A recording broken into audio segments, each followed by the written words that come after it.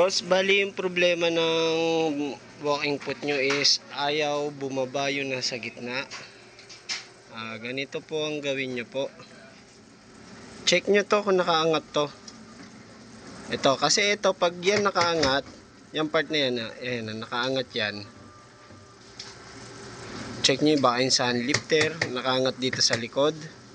Ito. Or kaya yung pinakapayong niya sa oil base niya, baka nakatukod masyado.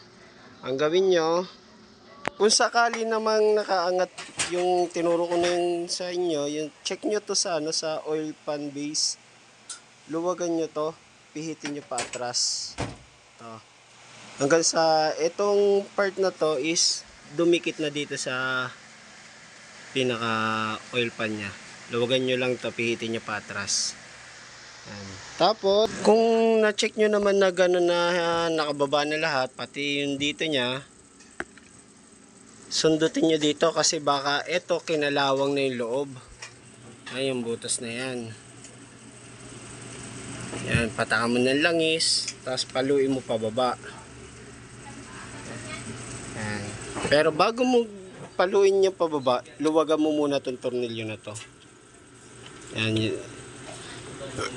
pag naluwagan mo na yan, paluin mo dito pababa. Yan, pag nagpantay na ganyan yung foot mo, saka mo to higpitan itong part na to. Yan. Tapos kung yung hakbang nya naman, hakbang ng walking foot mo mababa,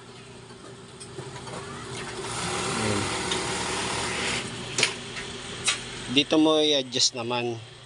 Ito, luwagan mo to, hilahin mo pataas para medyo mataas yung hakbang ng yung walking foot. Ayan.